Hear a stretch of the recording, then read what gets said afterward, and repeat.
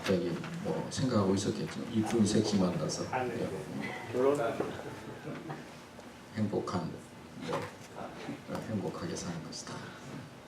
또 우리 채희 보이는데 채희의 꿈은 뭐예요? 아직 모르겠어요. 아직도 모르겠다. 아직도 모르고 있습니다. 또 여러분들의 꿈은 무엇입니까? 저는 목사가 되는 게 꿈이었어요. 그래서 신학대학을 가게 됐죠. 근데 목사가 되려고 할 때 왜 목사가 되려고 했느냐? 제 마음 가운데 젊었을 때 제 마음 가운데 하나는 좀 착하고 바르게 살고 싶다. 뭐 설교를 잘해야 된다. 뭐 교회를 뭐 어떻게 해야 된다. 뭐 리더십이 있어야 된다. 그런 생각은 해본 적이 없고 그저 목사가 되면 좀 그래도 착하게 살겠지, 바르게 살겠지. 이제 그런 마음을 가지고 신학대학을 갔습니다. 근데 막상 목사가 됐는데 겉은 착한 것 같은데 속은 그렇게 착하지 않은 것 같아요. 겉으로 보기에는 좀 착해 보이죠, 그죠? 젊었을 때는 좀 착했을 거예요. 착해 보이는데 속으로는 착하지 않은 것 같아요. 근데 목사가 되려고 할 때 착하게 그리고 바르게 살려고 하는 마음으로 목사가 됐는데 막상 목사가 돼 보니까 뭐 그렇게 달라진 것도 없고 착한 것 같지 않으니까 제 마음속에 좀 혼돈의 마음이 생겼어요. 그리고 그런 생각을 하게 된 가장 큰 요인 중에 하나는 가끔 제가 말씀을 드렸지만 제가 군대 가서 이제 훈련을 받다가 쓰러졌거든요. 그래서 이제 수술을 하고 병상에 누워 있는데 생각했던 군대와 그리고 실제로 가서 본 군대와는 너무나 차이가 많아서 정신적으로 굉장히 이걸 참 어떻게 감당을 해야 되는가 하는 그런 고민도 있었을 뿐만 아니라 또 몸도 너무나 이제 수술을 하고 이제 위를 자르고 이제 환자로서 병상에 누워 있으니까 너무너무 힘든 거예요. 근데 저희들의 친척 가운데 군의관이 한 분 있었는데 어느 날 군의관인 저희 친척이 방문을 했어요. 그리고 저를 만나보더니 군 생활을 계속 하고 싶으냐 아니면 제대를 하고 싶으냐 뭐 그렇게 저한테 물었어요. 그럼 뭐 당연히 제 마음속에 그때는 너무나 힘들었기 때문에 제대하는 게 좋지 않겠느냐고 제대하고 싶다고 그렇게 이야기했어요. 이제 그래서 그런지 그 다음에 뭐 어떻게 해서 그런지 모르겠지만 재수술을 하고 위를 3분의 2 이상 자르고 그리고 이제 의과사 제대를 하게 됐어요. 근데 이제 제대를 한 거는 좋은데 이제 제대하고 나왔는데 그 제 마음속에 남들은 군대 생활을 어려운 가운데 다 견디고 이기기 위해서 그렇게 최선을 다하는데 고난의 순간에 내가 정말 정직했을까? 또 고난의 순간, 그 어렵다고 힘든 순간에 정말 군대 생활을 포기하고 그리고 제대하는 길을 선택한 것이 정말 목사로서 올바른 길인가? 또 바른 길이었는가? 이제 그런 고민 속에 빠지게 되었어요, 사실. 뭐 설교를 어떻게 해야 되느냐, 뭐 교회를 어떻게 해야 되는가 보다도 내 자신에 대해서 내가 정말 설교할 수 있는 사람인가, 또 설교할 만한 자격을 가지고 있는 사람인가, 젊은 사람의 마음속에는 그 문제가 굉장히 예민하게 대두되었습니다. 지금 생각해 보면 그 몸으로 사실 군대 생활을 제대로 할 수 없었고 또 제대한 것이 뭐 잘했다 그런 생각을 하지만은 젊었을 때도 제 마음속에는 정말 올바른 길을 놔두고 그리고 고난의 순간에 하나님께서 원하시는 어떤 정의의 길을 포기하고 그리고 그 군대 생활에서 나왔다라고 하는 것이 남에게는 한 번도 이야기를 안 했지만은 지금 처음 하는 이야기인데 제 마음속에는 목사로서 큰 고민이었어요. 그리고 설교할 때마다 기도할 때마다 정말 내가 목사로서 할 수 있는 사람인가, 그리고 정말 목사가 됐을 때 올바르게 살고 정직하게 살고자 하는 그런 마음을 가지고 선택을 했는데 정말 내가 그런 자격이 있는가, 그래서 그만둬야 되나 말아야 되나, 아니 그렇게 고민하고 있음에도 불구하고 교인들은 또 저를 사랑하고 또 저에 대한 기대도 가지고 있고 또 뭐 그런 것들을 느끼게 됐어요. 그러나 저는 한동안 마음속에 방할 수밖에 없었어요. 다른 길을 가야 되느냐. 우리 부모님도 모르고 우리 가족도 모르고 그런 가운데 저는 어떤 소망과 현실과의 갈등 속에서 방할 수밖에 없었어요. 한동안 방할 수밖에 없었어요. 그리고는 내 마음을 또 함부로 젊었을 때 누구에게 이야기할 수도 없었어요. 자, 소망을 가져서 목사는 되었지만 현실 속으로는 내가 목사로서의 어떤 삶의 자격이 있는가라고 하는 그런 어떤 이중적인 마음 속에서 방하고 고민하고 갈등할 수밖에 없었어요. 그래서 저는 설교할 때 그 사도 바울의 그 설교 내용을 많이 인용을 하면서 젊었을 때 설교를 많이 했어요. 오라 나는 공고한 사람이로다. 누가 이 사망의 몸에서 나를 건져내랴. 사도 바울이 믿음이 있었지만은 고민하고 갈등하는 그런 설교 말씀 또 그 고백이 제 마음에 많이 와닿았어요. 그래서 그 본문을 해서 우리가 믿음이 있지만은 고민하고 갈등하면서 살아갈 수밖에 없습니다. 고민과 갈등 속에서 어떻게 믿음의 길을 가야 하는 그런 어떤 삶의 결단이 얼마나 중요한지 모릅니다. 그런 설교를 참 많이 했어요. 또 우리 시몬 베드로가 주님 앞에 큰 소리 쳤잖아요. 내가 죽을지언정 주님을 부인하지 않겠습니다. 아주 용기를 가지고 할 것처럼 그리고 정말 그때는 그런 마음을 가지고 주님 앞에 큰 소리를 쳤지만은 막상 고난의 순간이 다가왔을 때 주님을 부인하고 그리고 나중에 저주까지 않았어요. 그리고는 갈릴리 바다에서 고기를 낳습니다. 근데 예수님을 만나서 또다시 예수님께서 부르셔서 사도가 되었지만 그 사도가 된 베드로의 그 마음 속에 얼마나 큰 소리 빵빵 쳤다가 며칠도 안 돼가지고 얼마 안 돼가지고는 주님을 저주까지 했던 자신의 모습을 생각하면서 얼마나 괴로웠을까. 그런 생각들을 했어요. 저는 목사가 돼서 얼마큼 지난 다음에 죽음에 대한 생각을 참 많이 했어요. 내가 이런 어떤 삶의 자리에 있었는데 혹시 우리 사회는 어떤 삶 속에 죽음을 선택해야 될 어떤 순간이 오면 내가 좀 비겁했으니까 그런 순간이 오면 내가 가장 먼저 앞장서서 다른 사람 대신 내가 죽으면 좋겠다. 젊었을 때는 그런 생각을 했어요. 응? 그래서 목사가 돼서 젊었을 때 살아가면서 좀 의로운 일이 있으면은 내가 이렇게 고민하기보다는 그냥 내가 나가가지고 내가 먼저 죽으면은 그래도 하나님 앞이나 또 사람들한테 좀 목사로서 떳떳하지 않았을까. 그런 고민을 하면서 지냈던 적이 있어요. 그런데 어느 날 이제 가족을 보니까요, 우리 나를 위해서 그냥 결혼해준 아내가 나를 그냥 소망 중에 바라보고 있는 거예요.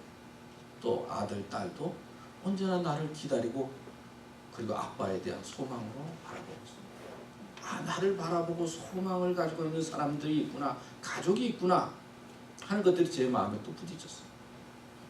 또 교회 가면 교인들이 말씀을 나누고 또 만나서 대화하면 청년들도 만나고 젊은이들도 만나고 또 교인들을 만나면 교인들이 목사님에 대한 어떤 소망을 가지고 바라보면서 소망 중에 저를 보는 분들이 있는 거예요. 나를 기다리고 그리고 말씀을 듣기 원하고 소망 중에 나를 보는 사람이 있는 것을 어느 순간에 깨닫게 됩니다. 또 그뿐만 아니라 고민하고 방황하는 친구들이 와서 젊은 친구들이 와서 저에게 상담도 하고 어떻게 하면 좋겠는가. 근데 고민하고 갈등하는 친구들의 이야기들이 남의 이야기가 아닌가. 바로 나의 이야기였어요. 그래서 같이 공감도 하고 이야기를 나눴어요.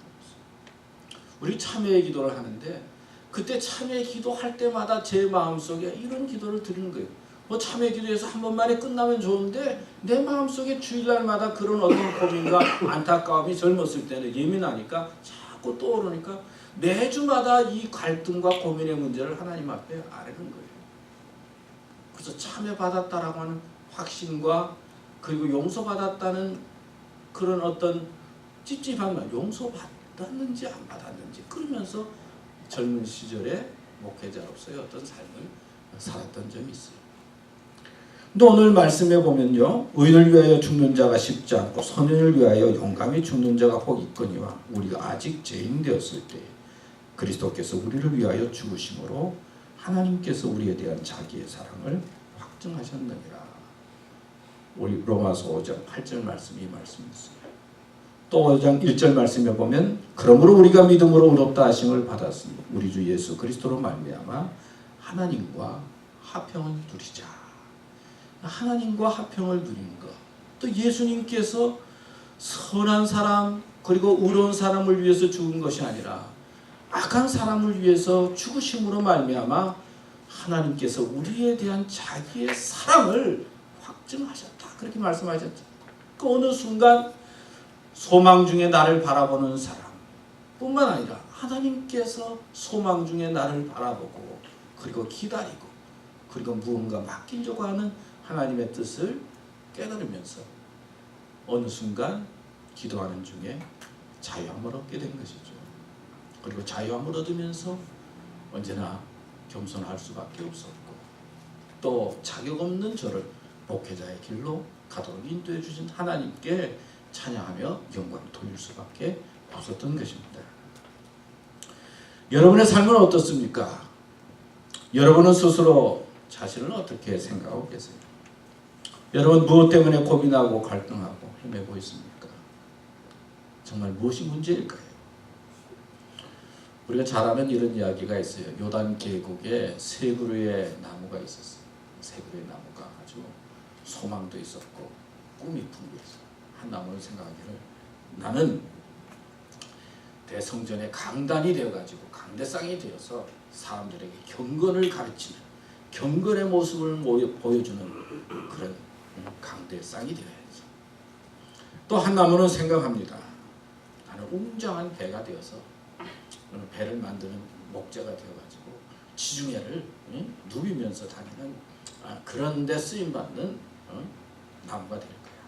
또 한 나무는 생각하기를 나는 그냥 잘 자라서 그리고 잎사귀를 많이 만들어서 지나가는 사람들에게 그늘이 되고 그리고 힘을 주는 그런 나무가 돼야지.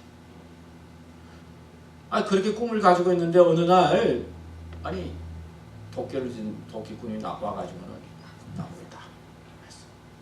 그래서 한 나무는 이 대성전의 강단이 돼야 되겠다. 한 나무는 말구유 그러니까 구유를 만드는 그 구유통을 만들어. 또 한 나무는 대서양에 큰 배 되는 게 꿈이 있는데 고깃배가 됐어. 조그만 고깃배가 돼가지고 그냥 바람만 불어도 또 한 나무는 그 당시에 사형틀이 십자가인데 십자가를 자기를 배갈 십자가를 만들었어. 그러니까 꿈은 큰데 어느 날 자신의 현실의 모습을 보니까 어때요? 사형틀이 됐고 마을 구유에 바깥 밥통이 됐고 말이에요. 조그만 고깃배가 됐어. 그래서 실망하고 힘들어하고 있었는데 어느 날 마을 구유간에 누가 태어났어요? 예수님이 태어나고 고깃배는 베드로가 몰고 다니는 배가 됩니다. 그다음 십자가는 누가 어떻게 됐어요? 예수님이 다니는 십자가 상이 됐다. 여러분들이 가지고 있는 꿈이 어떻든 또 여러분들이 생각하는 성공과 실패가 어떻든 우리는 꿈꾸고 소망 중에 살아가지만은 그러나 어떤 때는 우리 꿈대로 되지 않고 우리가 성공하려고 해도 성공대로 되지 않지만은 그러나 그것에 낙심하고 절망하기보다는 그곳에서 하나님의 뜻을 깨닫고 하나님의 인도함을 받는다라고 한다면은 그리고 하나님의 섭리를 바라보는 소망의 사람으로 살아갈 수 있다면 그것처럼 복되고 귀한 것이 없다는 거죠. 그러니까 어떤 상황에 있든지 젊었을 때는 어떤 처지에 있든지 소망을 잃지 않고 살아야 된다는 것이죠. 여러분이 성경 말씀의 핵심이 뭐예요? 말씀의 핵심은 뭘까? 잘 알지만 물으면 언제나 잘 대답을 못하는 게 우리인 것 같아. 나도 그러고 다른 사랑 이야기도 할 수 있지만 그냥 예수님 믿으라는 이야기 시키는 예수님. 왜 예수님을 믿어야 하고 예수님이 누군가? 그것이 성경에서 설명하고 있는데 쉽게 말하면 맨 처음 하나님께서 인간을 만드셨잖아요. 아담과 하와를 만들어서 선악을 알게 하는 나무는 따먹지 말라. 그런데 선악을 알게 하는 나무를 따먹어서 죄를 짓게 되었어요. 그러니까 맨 처음 아담과 하와는 죄를 지어서 죄인이 된 거예요. 근데 그 후에는 아담과 하와가 죄를 지어서 선악과를 따먹으로 말미암아 죄된 속성을 가져서 그게 이제 이어져 내려오니까 우리가 죄를 지어서 죄인이기도 하지만은 죄인이기 때문에 또 죄를 짓는 거예요. 죄성을 가지고 있는 거예요. 근데 이 죄성이 얼마나 큰지, 하나님의 형상으로 태어났지만은 죄성을 가짐으로 말미암아 하나님께서 주신 형상이 많이 파괴되어져서 죄인된 우리의 힘으로는 이 죄성을 해결할 수 없다는 거예요. 우리의 힘으로는 이 죄의 문제를 감당할 수가 없다는 거예요. 여러분들도 살아보지만은 살아오면서 내가 바르게 살아야지 막 교회 와서 기도도 하고 뭐 하지만은 또 뭐 방언도 받고 뭐 은혜도 체험하지만 막상 현장의 삶 속에 살다 보면은 우리의 마음과 생각이 죄 가운데 금방 친해지고 익숙해지는 모습을 보잖아요. 죄성을 가지고 있는데 죄인된 우리가 인간의 힘으로는 해결할 수 없다는 것을 하나님께서는 아시고 우리 인간의 죄성과 인간의 문제를 해결하기 위해서 누구를 보내요? 하나님이 인간의 몸을 입고 이 세상에 오셨는데 그분이 예수 그리스도, 예수님의 신성을 이야기합니다. 근데 예수님께서 오셔서 말씀만 가지고 야 용서받았다, 죄사함 받았다 그럴 수 있는데 인간의 몸으로 오신 예수님은 인간의 모습 그대로 우리의 죄를 위해서 십자가에 달려 죽으시죠. 부활하셨어요. 그래서 죄 지으면 죽는다. 죄값은 이렇다라고 하는 것을 보여주시면서 죄사함을 허락해 주시고 또 부활의 사건을 통해서 죄를 지었지만은 예수 그리스도 안에 있는 자에게는 부활과 소망이 있다는 것을 말씀을 통해서 가르쳐 주시고 끝까지 예수님을 믿는 자에게는 예수님께서 마지막 때에 다시 오시는데 예수님과 더불어 생명을 얻고 구원을 얻는 사람이 된다 하는 것이 말씀의 핵심이에요. 사실 말씀의 중심이에요. 그러니까 생명의 문제, 삶의 문제에 들어가면 예수님과의 바른 관계 속에서만 영생과 구원이 있다는 것을 하나님께서 성경 말씀을 통해서 가르쳐 주신 거예요. 한 대학 교수가 이제 배를 타고 가는데 선원과 대화를 합니다. 선생님, 그 교수가 선원 보고 그래도 좀 유식하게 선생님 혹시 철학에 대해서 아십니까? 하나도 잘 모르는데요. 그러면 당신 한 3분의 1 인생을 헛살았군요. 혹시 지질학대에서 지질에 대해서 좀 아십니까? 잘 모르겠는데 3분의 1은 헛살았군요. 저 천문학이나 하늘에 대해서 좀 아십니까? 잘 모르겠는데 그러면은 인생의 4분의 3은 헛살았는데 그런데 배가 홀렁홀렁 하다가 둘이 빠졌어. 그러니까 다 호적호적하고 있는데 선원이 물었어요. 우리 선생님 헤엄칠 줄 아십니까? 모르는데 그러면 그냥 모든 것을 다 잃었네요. 그렇다고 그랬어요. 여러분 우리가 살아있으면요 철학도 이야기하고 또 살다 보면 돈도 있어야 되고 살다 보면 좋은 친구도 사귀어야 되고 또 살아있으면은 좋은 옷도 입어야 되고 그래서 뭐 명품이 뭔지 명품도 입게 되고 살아있을 때는요 또 좀 뭐 예의도 있어야 되고 교양도 있어야 되고 성격도 좋아야 되고 근데 생명의 문제에 들어가면은요 다 소용없어요. 생명의 문제가 생기면은 뭐 예의, 교육, 뭐 철학 다 소용없다. 사느냐 죽느냐라고 하는 이 생명에 대한 소망은 예수 그리스도를 통해서만 있다는 거예요. 그래서 예수 그리스도가 없으면은 뭐 다른 건 몰라도 생명에 대한 해답이 없는 거예요. 그래서 뭐 철학을 하고 뭐 연구를 하고 뭐 한 사람들이 예수님이 없는 사람들은 뭐라고 이야기합니까? 죽은 다음에는 모르겠다는 거예요. 죽은 다음에는 그 다음에는 뭐 모르니까 뭐 죽은 다음에 대한 어떤 거에 대해서 뭐 추상적으로 이야기하지만은 결론적으로는 뭐예요? 모르겠다는 거예요. 죽어봐야 안다는 거예요. 그게 합리적인 거는. 그러니까 예수님이 없으면은 죽은 다음에 대해서는 해답이 없는 거예요. 우리가 예수 그리스도에 대한 믿음을 이야기하고 소망을 이야기하는 것은 어떤 윤리 도덕과 뭐 어떤 과학을 뛰어넘어서 삶 속에 생명에 대한 소망이 있고 생명에 대한 꿈이 있고 부활에 대한 희망이 있느냐라고 하는데 초점이 있는 거예요. 그렇기 때문에 오늘 말씀에도 예수 그리스도에 대한 말씀을 하면서 소망을 이야기하고 우리들에게 말씀하고 있는 것은 예수님 통해서만 생명과 부활과 영생과 해답이 있다. 예수님에 대한 믿음의 소망을 가져라 말씀하고 있는 것이 오늘 말씀의 본문입니다. 믿습니까? 믿으려고 하시고 믿는 자에게 생명이 있어. 생명에 대한 해답은 예수 그리스도를 통해서만 있습니다. 그러니까 예수 그리스도를 통해서 믿음의 해답을 가지고 살아가야 될 줄로 믿습니다. 그 다음에 한 가지만 말씀드리면 우리는 왜 소망의 사람이 되느냐. 소망을 가질 때 사람은 가능성을 보게 되고 어려움을 극복하는 사람이 돼요. 소망이 있어야 가능성을 보고 낙관적이고 희망을 보게 되고 그리고 또 소망이 있으면은요 어려움을 이기게 돼요. 여러분 올바른 인생을 살고 싶어요? 행복한 인생을 살고 싶어요?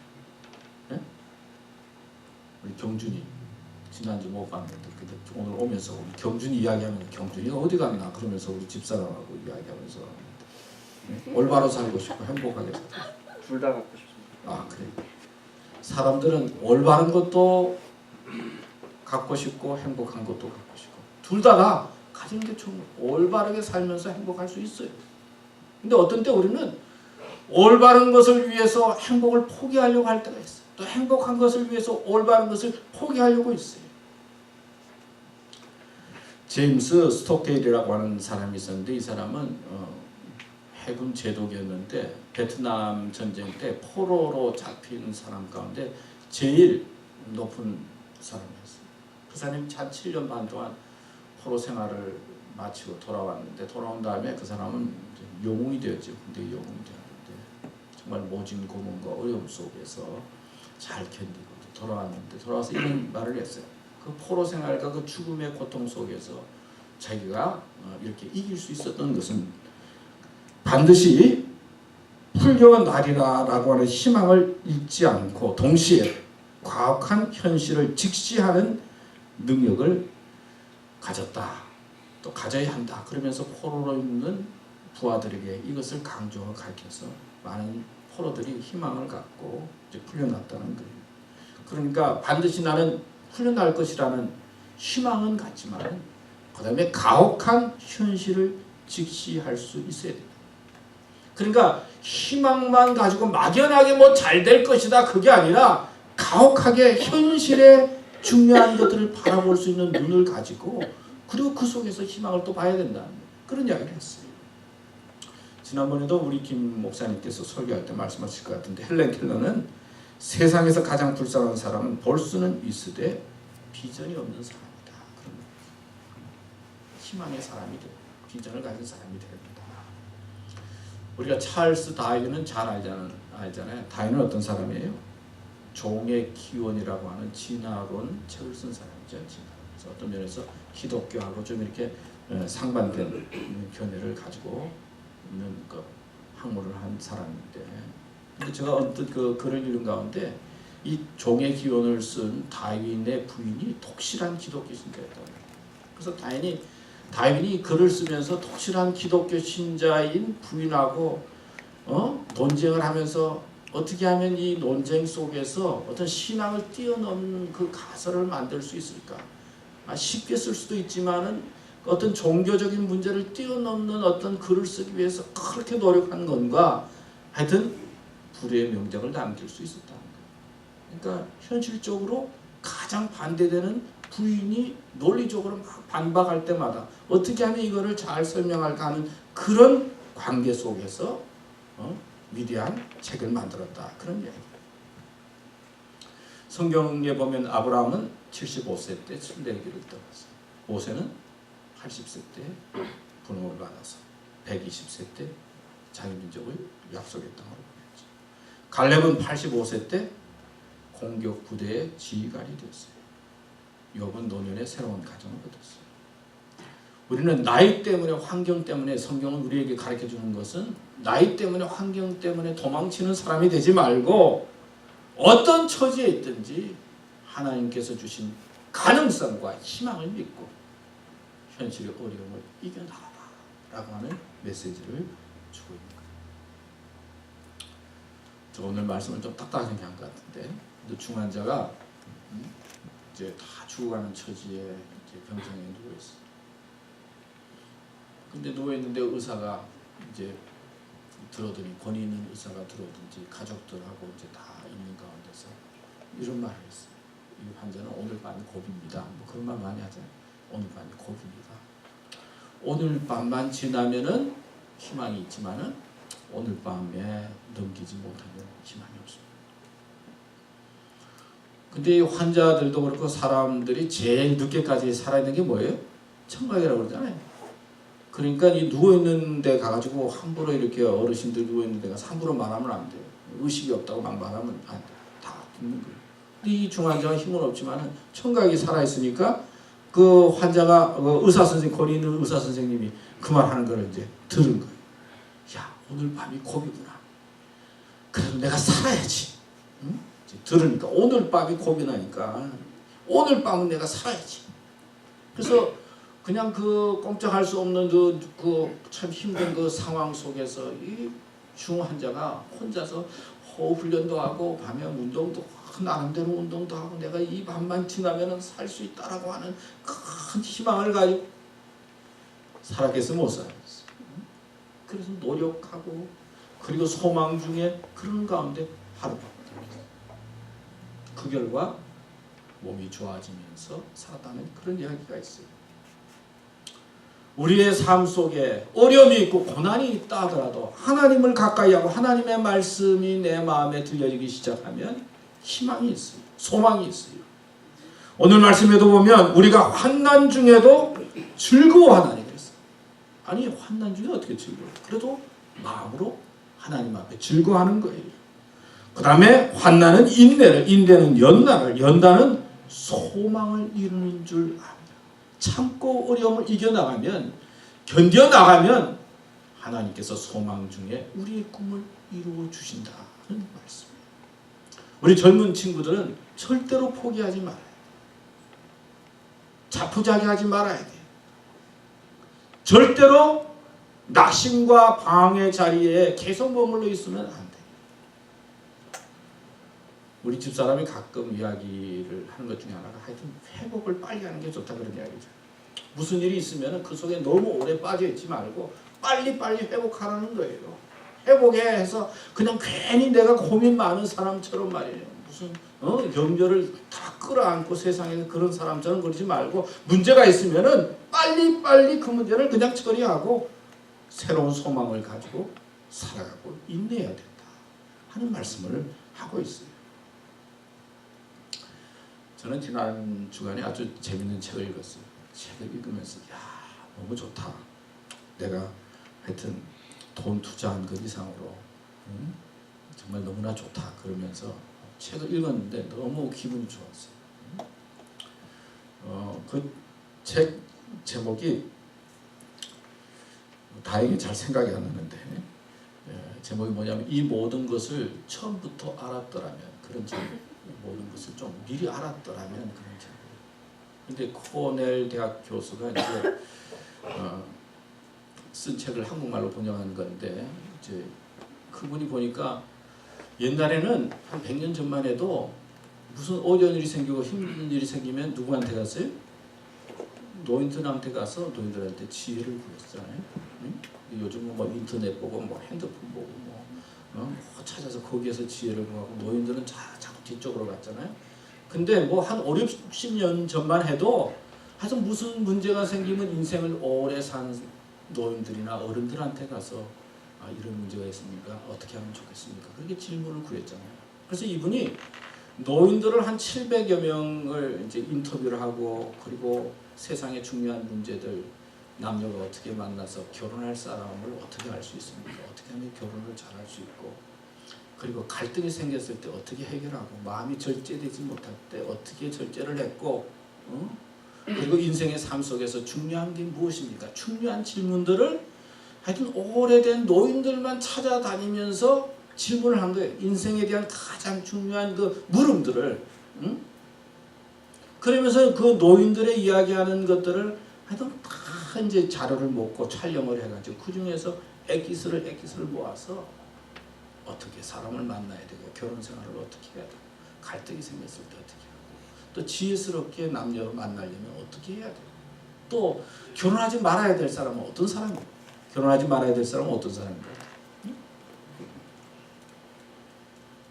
결혼하지 말아야 될 사람 특별히 그 데이트할 때 때리는 사람은 아예 하지 말.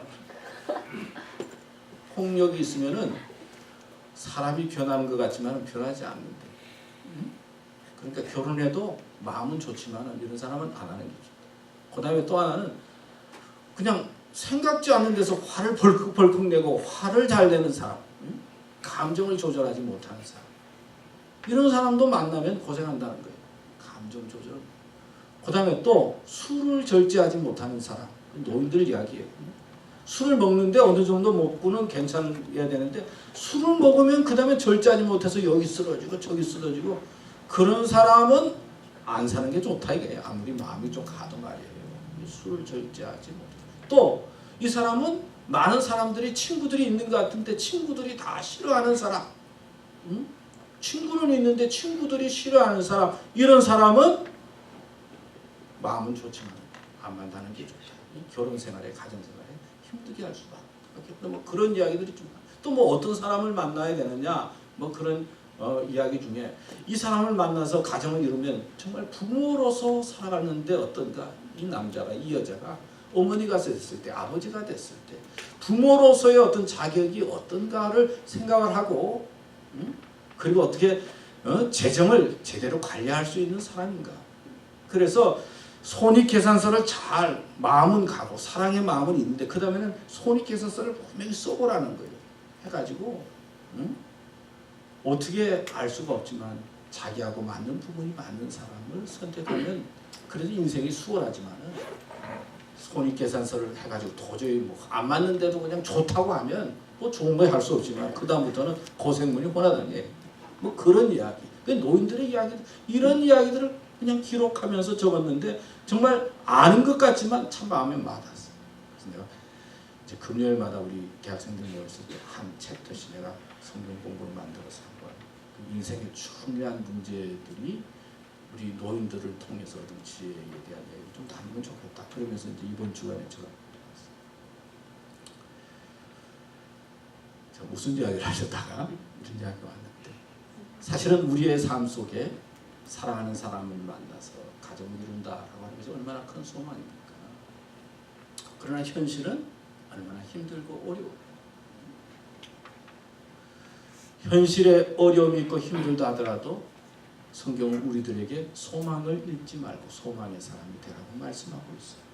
왜냐하면 예수님 자체가 소망이었고 믿음 자체가 소망이기 때문이에요. 힘들고 어려운 삶 속에 있다 하더라도 우리는 소망의 사람으로 잃지 않고 살아가려고 하면 하나님께서 어려움과 그리고 힘든 것들을 이기게 만들고 그리고 승리하게 만드는 그런 축복과 역사가 있다는 것을 오늘 말씀을 통해서 강조하고 있는 것입니다. 여러분들은 어떻게 생활하고 있습니까? 또 여러분들 마음속에 어떤 고민이 있습니까?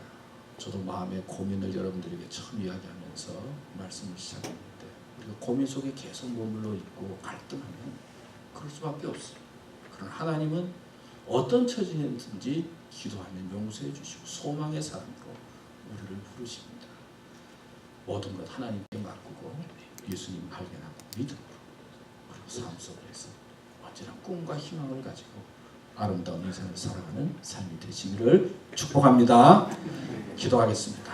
하나님 오늘 말씀 주셔서 감사합니다. 오늘 말씀 마음속에 새기고 믿음으로 승리하고 아름답게 살아가도록 이끌어 주시옵소서. 주님 감사합니다. 예수님의 이름으로 기도드렸습니다.